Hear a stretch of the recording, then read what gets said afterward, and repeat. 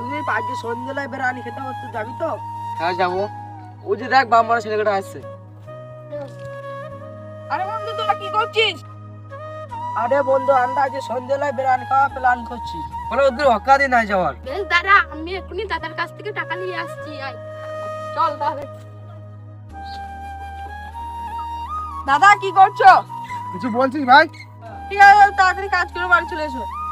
বেশ ভাই, বাড়ি যা। ঠিক আছে দাদা। আরে বন্ধু বাম মারা ছেলে দুটো আসছে দেখ। কিরে বন্ধু, টাকা পেলি? না রে বন্ধু, টাকা পাইনি। তোরা তো দেখতে পাচ্ছিস আমরা গরিব মানুষ। তোরা টাকা কথা পাবি বল? তোরা তো দাদার টাকাই খাস। দেখ, আমরা বাবার টাকা চকচকে হয়ে আছি।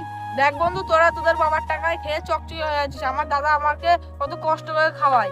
বন্ধু, তোদের যেদিন বাবা মা থাকবে না সেই দিন তোরা বুঝতে পারবি দুনিয়াটা কত কষ্টের জিনিস। একটা কথা সবসময় মাথায় রাখবেন, বাবা মা না থাকলে বোঝা যায় দুনিয়া কিরকম।